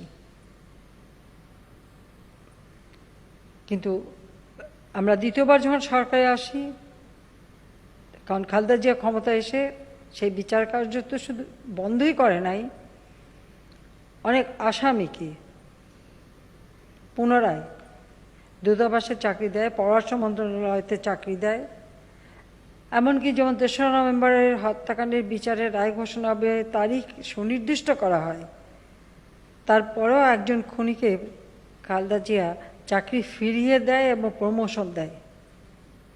এই প্রমোশনটা দিয়ে বোধহয় এটাই দেখাতে চেয়েছে যে এদের বিচার করা যাবে না, পরবর্তীতে তাকে দূতাবাসে চাকরি দেয়। একজন খুনি মৃত্যুবরণ করেছিল, সেই মৃত ব্যক্তিকে খালেদা জিয়া প্রমোশন দেয় এবং তাকে অবসর ভাতা দিয়ে, যেহেতু তাকে আমরা ডিসমিস করেছিলাম, কাজে তাকে অবসর ভাতা দিয়ে পুরস্কৃত করে। এবং 2001-এ খালেদা জিয়া ক্ষমতা এসে এই খুনিদেরকে আবার পৃষ্ঠপোষকতা করে। কাজে এই দেশের ভিতরেই তো এই ধরনের কর্মকাণ্ড এটাই প্রমাণ করে। শুধু তাই না, যুদ্ধাপরাধীদের বিচারও জাতিপিতা বঙ্গবন্ধু শেখ মুজিব শুরু করেছিলেন, অনেকে সাজাপ্রাপ্তও ছিল। অনেকে পাকিস্তানি পাসপোর্ট নিয়ে বাংলাদেশ ছেড়ে চলে যায়, জিয়াউর রহমান ক্ষমতা এসে তাদেরকে বাংলাদেশে ফিরিয়ে আনে আর নাগরিকত্ব ফেরত দেয়। 7 খুনের আসামি ঢাকা বিশ্ববিদ্যালয়ে ছাত্রলীগের 7 জন কর্মীকে প্রকাশ্য দিবালোকে হত্যা যে করেছিল, যার বিচার হয়েছিল, জেলে ছিল, জিয়াউর রহমান তাকেও মুক্ত করে রাজনীতি করার সুযোগ দিয়েছিল। এমনিভাবে সারা বাংলাদেশেই যারা স্বাধীনতা বিরোধী, খুনি, যুদ্ধাপরাধী, ৭১-এর শহীদ বুদ্ধিজীবীদের হত্যাকারী, তাদেরকেই পৃষ্ঠপোষকতা দেয়। 15ই আগস্টের জাতির পিতাকে হত্যার পর আমরা দেখেছি স্বাধীনতা বিরোধী, মুক্তিযুদ্ধের চেতনা বিরোধী, তারাই কিন্তু মূলত ক্ষমতাটা দখল করে। যে কারণে মাত্র 3.5 বছর জাতির পিতা হাতে পেয়েছিলেন সময়, এই 3.5 বছরের মধ্যে একটি যুদ্ধ বিধ্বস্ত দেশ ধ্বংসস্তূপের উপর দাঁড়িয়ে শূন্য হাতে যাত্রা শুরু করে যে দেশটাকে তিনি স্বল্পোন্নত দেশে উন্নীত করে যান, সেই দেশটাকেই আবার ভিক্ষুকের জাতিতে পরিণত করে, সকল উন্নয়নগুলি বাধাগ্রস্ত করে এবং সকল উন্নয়ন নস্যাৎ করে দেয়।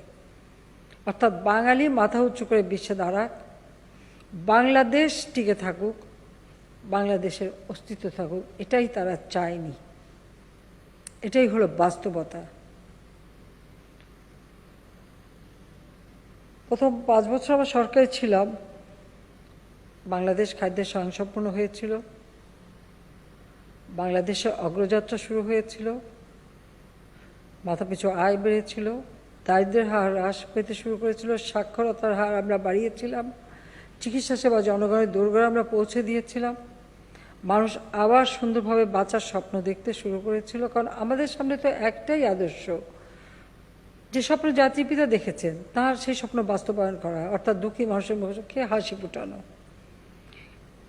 সেগুলি 2001-এর পর নস্যাৎ করার চেষ্টা করে। বাংলাদেশটা হয়ে যায় জঙ্গিদের দেশ, দুর্নীতিতে চ্যাম্পিয়ন, দুর্নীতির দেশ, ক্ষুধার্ত মানুষের হাহাকার, মানুষ ভিক্ষুক জাতিতে পরিণত হয়, দেশটাই একটা ভিক্ষার ঝুলি নিয়ে আবার নামে। যে দেশে খাদ্য উৎপাদন করে আমরা উদ্বৃত্ত খাদ্য 26 লক্ষ মেট্রিক টন উদ্বৃত্ত খাদ্য আমরা রেখে গিয়েছিলাম 2001-এ। 9 বছর পর ক্ষমতা এসে দেখি আবার বাংলাদেশ 40 লক্ষ মেট্রিক টন খাদ্য ঘাটতির দেশ। আমরা যখন 96 সালে সরকার গঠন করি তখনও ওই 40 লক্ষ মেট্রিক টন খাদ্য ঘাটতি ছিল। আবার বাংলাদেশকে খাদ্য ঘাটতির দেশে পরিণত করে। একটা হচ্ছে খালেদা জিয়ার দুঃশাসন, আর তার পরবর্তীতে তত্ত্বাবধায়ক সরকার, তারা দেশকে এগিয়ে নিয়ে যেতে পারেনি। কিন্তু আমাদের সামনে যে আদর্শ সেটা অত্যন্ত স্পষ্ট, সেটা হচ্ছে জাতির পিতার লক্ষ্য পূরণ করা, তার আদর্শ পূরণ করা। স্বাধীনতার পরপর পাকিস্তানি আমলে করা আমাদের কৃষকদের বিরুদ্ধে যত সার্টিফিকেট মামলা, সব মামলা জাতির পিতা প্রত্যাহার করিয়ে নিয়েছিলেন, বাতিল করে দিয়েছিলেন। কৃষকদের মাঝে তাদের সার, বীজ থেকে শুরু করে প্রত্যেকটা উপকরণ তাদের হাতে তুলে দেওয়া, ভর্তুকি দেওয়া, কৃষকদের সব ধরনের সহযোগিতা জাতিপিতা বঙ্গবন্ধু করেছিলেন। কারণ তার লক্ষ্যই ছিল এদেশে খাদ্য উৎপাদন বাড়ানো, প্রতিটি মানুষের মুখে অন্ন তুলে দেওয়া, ভিক্ষা করে বেঁচে থাকা না। কারণ তিনি সেটা বলতেন যে ভিক্ষুক জাতির কোনো ইজ্জত থাকে না। তাই কৃষকদের সব থেকে বেশি তিনি গুরুত্ব দিয়েছিলেন। শুধু তাই না, তিনি বহুমুখী বাধ্যতামূলক গ্রাম সমবায় করে তার মাধ্যমে কৃষি যান্ত্রিকীকরণ করে চাষবাস করার পরিকল্পনা নিয়েছিলেন, যেন আধুনিক প্রযুক্তি ব্যবহার করে কৃষি উৎপাদন 2 গুণ 3 গুণ বৃদ্ধি করে এই বাংলাদেশের মানুষকে খাদ্যের নিরাপত্তা দেওয়া। এটাই ছিল জাতির পিতার লক্ষ্য। কাজে কৃষি যান্ত্রিকীকরণের যে ধ্যান ধারণা, চিন্তা ভাবনা, সেটা কিন্তু বঙ্গবন্ধু শেখ মুজিবেরই ছিল এবং তিনি সে উদ্যোগও নিয়েছিলেন।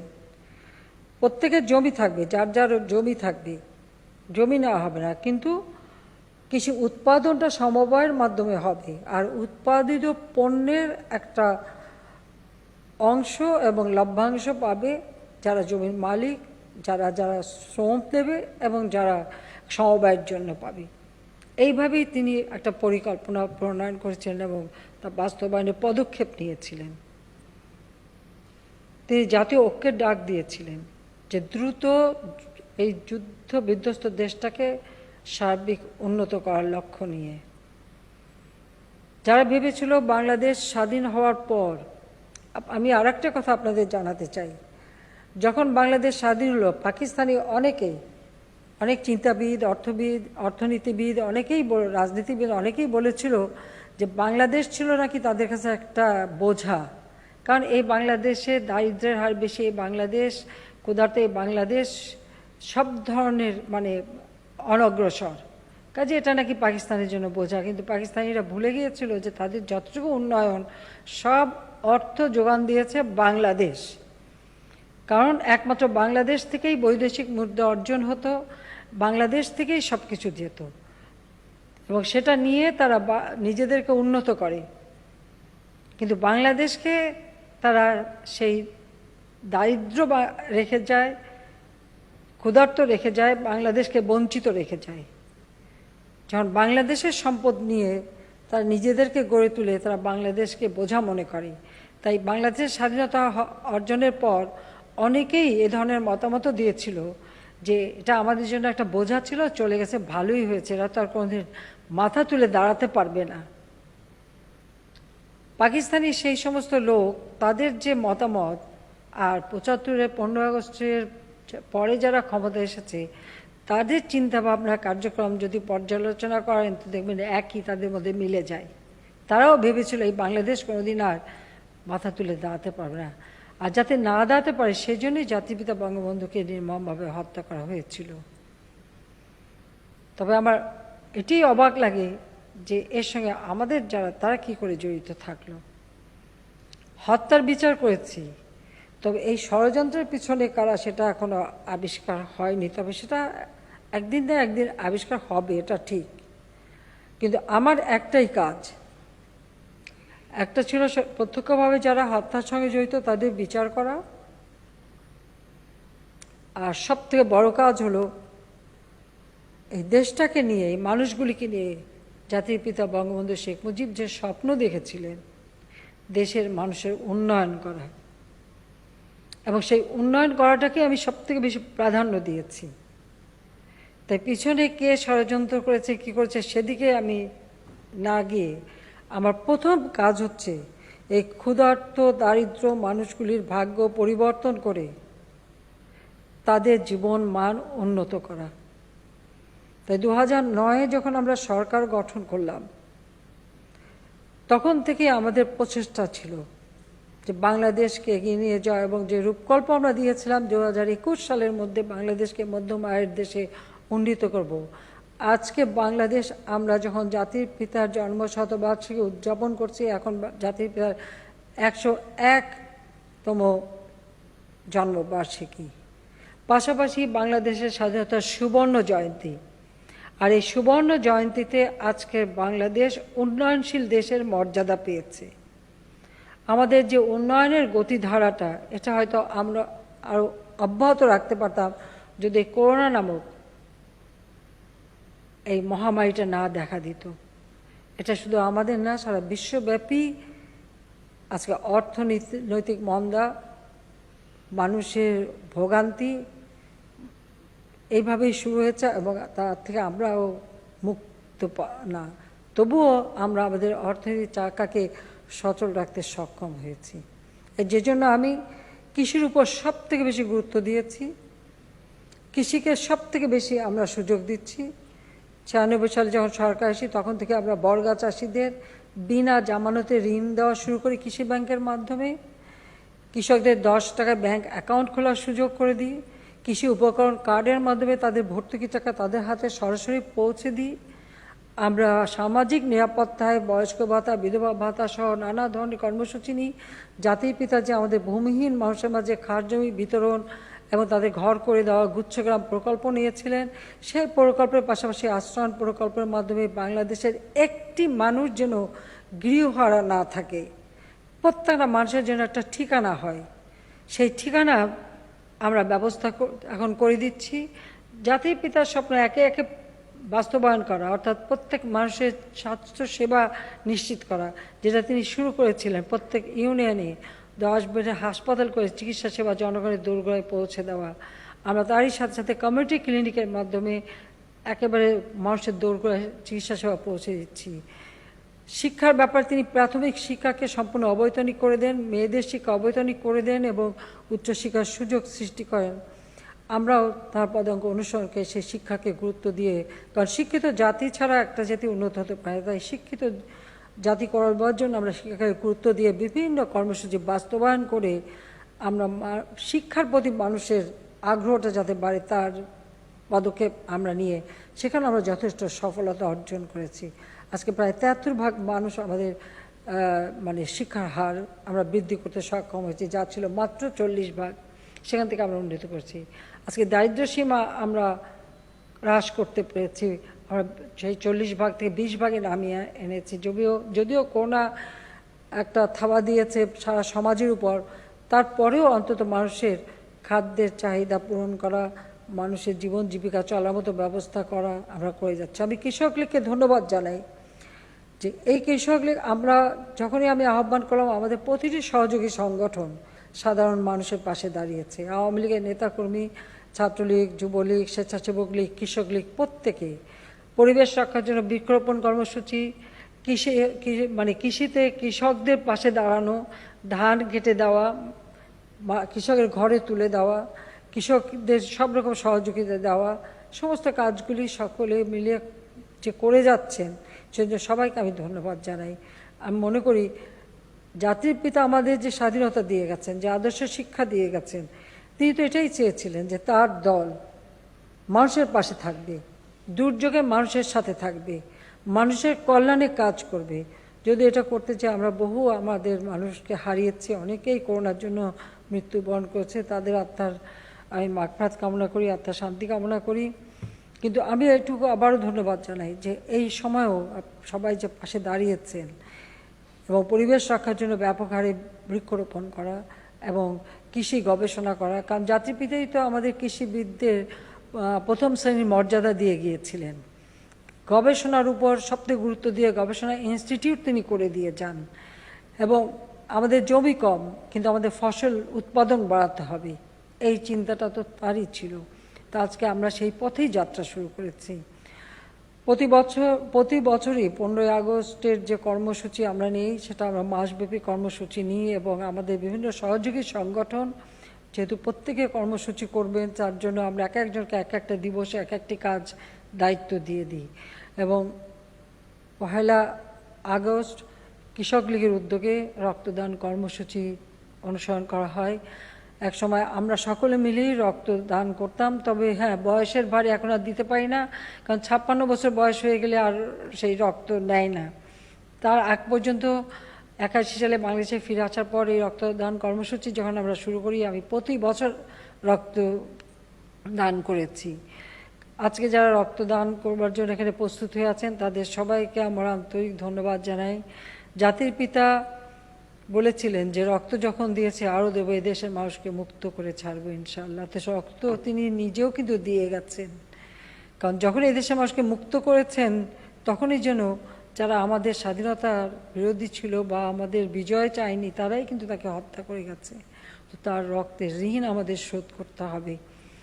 কাজে আমরা অন্তত এই রক্তদানের মাধ্যমে একটি মুমূর্ষ রোগীকে যদি বাঁচাতে পারি, সেটাই তো সবথেকে বড় কথা, যে মানব কল্যাণে আপনি দান করছেন, আর এতে নিজের কোনো ক্ষতি হয় না, বরং উপকার হয়। কাজে সেই জন্য এই কর্মসূচি সফল হোক, আমি সেই কামনা করি এবং কৃষক লীগের সাফল্য কামনা করি। আবার আমি 15ই আগস্টে যারা শাহাদাত বরণ করেছেন তাদের প্রতি শ্রদ্ধা জানাই, জাতির পিতা বঙ্গবন্ধু শেখ মুজিবের প্রতি শ্রদ্ধা জানাই। সব হারিয়েছি, বাবা মা ভাই, কিন্তু একটা আদর্শকে নিয়েই পথ চলি, এটাই আমার শক্তি। যে স্বপ্নটা আমার বাবা দেখেছেন, ছোটবেলা থেকে যার মুখে যে কথাগুলি শুনেছি সেটাকে আমার বাস্তবায়ন করতে হবে। এর বাইরে আর কোনো চাওয়া পাওয়া নেই। শুধু বাংলাদেশের মানুষের মুখে হাসি দেখতে চাই, বাংলাদেশের মানুষের ভাগ্য পরিবর্তন দেখতে চাই, বাংলাদেশ ক্ষুধা দারিদ্র্য থেকে মুক্তি পেয়ে উন্নত সমৃদ্ধ জাতি হিসেবে গড়ে উঠবে, বিশ্ব দরবারে মাথা উঁচু করে চলবে, মর্যাদা নিয়ে চলবে, সম্মানের সাথে চলবে। আমরা বিজয়ী জাতি হিসেবে বিশ্বে মাথা উঁচু করে আমরা চলব, এটাই চাওয়া। সবাইকে ধন্যবাদ। জয় বাংলা, জয় বঙ্গবন্ধু, বাংলাদেশ চিরজীবী হোক।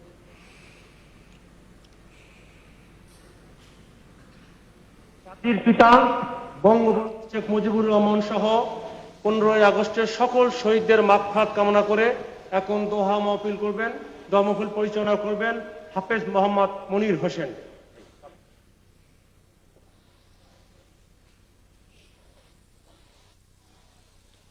السلام عليكم ورحمة الله وبركاته. اللهم صل على محمد وعلى آل محمد كما صليت على إبراهيم وعلى آل إبراهيم إنك حميد مجيد. اللهم بارك على محمد وعلى آل محمد كما باركت على إبراهيم وعلى آل إبراهيم إنك حميد مجيد. اللهم آمين. ربنا ظلمنا أنفسنا وإن لم تغفر لنا وترحمنا لنكونن من الخاسرين. ربنا فاغفر لنا ذنوبنا وكفر عنا سيئاتنا وتوفنا مع الأبرار. ربنا آتنا في الدنيا حسنة وفي الآخرة حسنة وقنا عذاب النار. রব্বুল আলামিন মওলা গো, তুমি মহিয়ান গরিয়ান সর্বশক্তিমান দয়ালু দাতা আল্লাহ, আপনি মেহেরবান খোদা মাবুদ মওলা গো। আল্লাহ আমরা কিছু গুনাহগার বান্দা আল্লাহ আপনার মহান শাহী দরবারে হাত মেলে দিয়েছি। রব্বুল আলামিন মওলা গো, আমাদের প্রত্যেকের জীবনের সমস্ত গুনাহ কাটাকাটি মাফ করে দেন আল্লাহ। আপনি আমাদের প্রত্যেকের হাতখানা আপনি কবুল ও মঞ্জুর করেন রব্বুল আলামিন। বিশেষ করে মাবুদ মওলা গো আল্লাহ, বাংলাদেশের স্থপতি জাতির জনক বঙ্গবন্ধু শহীদ শেখ মুজিবুর রহমান পরিবারবর্গ আল্লাহ, এই 32 নম্বর বাড়ি থেকে আল্লাহ এই কালো রাতে যারা চিরবিদায় অন্ধকারবাসী হয়ে গেছে মাবুদ মাওলা গো আল্লাহ, বঙ্গমাতা ফজিলাতুন নিসা আল্লাহ, আমাদের কলিজার টুকরো শেখ রাসেল, শেখ জামাল, শেখ কামাল, শেখ আবু নাসির, রব্বুল আলামিন ফজলুল হক মুনি, আরজুমনি আল্লাহ, আব্দুর রব সরিনিয়াবাদ, রব্বুল আলামিন বেবি সরিনিয়াবাদ, এইভাবে যারা ওই রাতে কালো রাতে আল্লাহ চিরবিদায় অন্ধকারবাসী হয়ে গেছে মাবুদ মাওলা গো আল্লাহ, 32 নম্বর বাড়ি থেকে আল্লাহ কোরআন তিলাওয়াত হয়ে থাকে আল্লাহ, এই কোরআন তিলাওয়াতের ওসিলা করে মাবুদ মাওলা গো আল্লাহ অসংখ্য ভালো কাজ রেখে গেছে আল্লাহ জাতির জনক, এই কাজের ওসিলা করে সবাইকে জান্নাতুল ফেরদাউস মঞ্জুর করেন ইয়া রব্বুল আলামিন। মাবুদ মাওলা গো, আপনার আমরা যারা হাত মেলে দিয়েছি মাবুদ মাওলা গো আমাদের সবাইকে সুস্বাস্থ্য দান করেন আল্লাহ। মাননীয় প্রধানমন্ত্রী শেখ হাসিনা, শেখ রেহানা সালামের নাতিপুতি যে যেখানে আছে আল্লাহ সবাইকে হায়াত দারাজ করেন আল্লাহ, সবাইকে নেক হায়াতান তৈয়বা দান করেন, সুস্বাস্থ্য মঞ্জুর করেন, যাবতীয় রোগ শোক বালা মুসিবত থেকে আল্লাহ আপনি হেফাজত করেন, জান মাল ইজ্জত ইমানের হেফাজত করেন রব্বুল আলামিন। আল্লাহ আমাদের দেশের প্রতি আপনি খাস রহমত মঞ্জুর করেন, আসমানি জমিনি तमाम বালিয়াত গজব থেকে আল্লাহ আপনি হেফাজত করেন আল্লাহ। করোনা ভাইরাস থেকে আল্লাহ যারা চিরবিদিন অন্ধকারবাসী হয়ে গেছে মাবুদ মাওলা সবাইকে জান্নাতুল ফেরদাউস মঞ্জুর করেন আল্লাহ। যারা করোনা হতে আছে মাবুদ মাওলাকে সবাইকে সুস্বাস্থ্য দান করেন, বিশেষ করে মাবুদ মাওলা গো আল্লাহ আমলিকের ভিতরে আল্লাহ, কিশোর লীগের ভিতরে আল্লাহ যারা আমরা কর্ম হতে মাবুদ মাওলা গো সবাইকে আল্লাহ আপনি সুস্বাস্থ্য দান করেন ইয়া রব্বুল আলামিন। আপনার হাবিবের ওসিলায় আমাদের সবার দিলের মুনাজাত খানি কবুল করেন। সাল্লাল্লাহু তাআলা আলা খাইরি খালকিহি ওয়া নূরি আরশিহি সাইয়্যিদিনা মুহাম্মাদি ওয়া আলিহি ওয়া আসহাবিহি আজমাইন। আল্লাহুম্মা ওয়াজআল আখিরা কালিমাতিনা ইনদাল মাউত লা ইলাহা ইল্লাল্লাহু মুহাম্মাদুর রাসূলুল্লাহ। এখন খাদ্য সামগ্রী আমাদের বিশেষ অতিথির হাত থেকে এখন খাদ্য সামগ্রী দুস্থ কৃষকের মাঝে খাদ্য সামগ্রী বিতরণ হচ্ছে। এখন খাদ্য সামগ্রী নেওয়ার জন্য অনুরোধ করছি, আসেন। তারপর আমাদের রক্তদান। উম্মে হাবিবা আপনি বসেন, মাননীয় প্রধানমন্ত্রীর দিকে তাকিয়ে প্রায়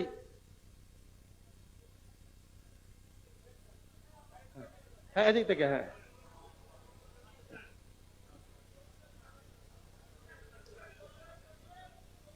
ঠিক আছে, যান আপনি যান, সামনে যান।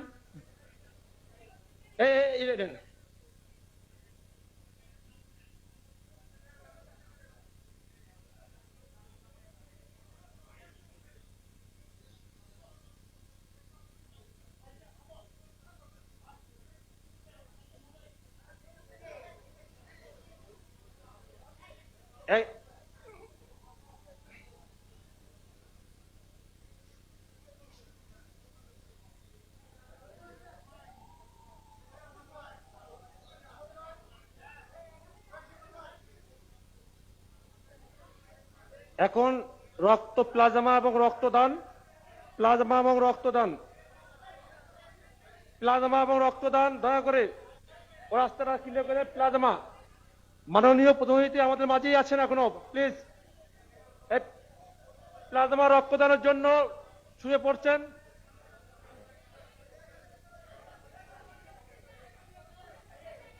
হ্যাঁ প্লাজমা, ইয়েস, হ্যাঁ প্লাজমা এবং রক্তদান। এখন সবাই যারা রক্ত দিবেন সবাই শুয়ে পড়েন, সবাই শুয়ে পড়েন। শুধুমাত্র আমাদের বিশেষ অতিথি মহোদয় যাবেন, দয়া করে কোনো কেন্দ্রীয় নেতৃত্ব যাবেন না, বিশেষ অতিথি মহোদয় যাবেন।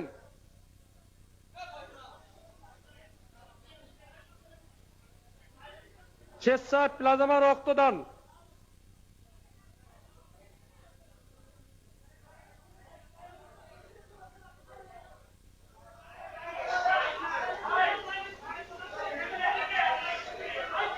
বাংলাদেশ কৃষক লীগের স্থানীয় সরকার বিষয়ক সম্পাদক অ্যাডভোকেট উম্মে হাবিবা, সে রক্ত দিচ্ছেন।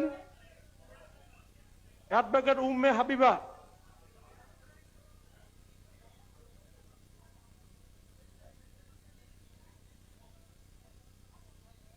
শুধুমাত্র বিশেষ অতিথিবৃন্দ ছাড়া কেউ টেবিলের মধ্যে থাকবেন না, দয়া করে বিশেষ অতিথিবৃন্দ ছাড়া কেউ টেবিলের মধ্যে থাকবেন না।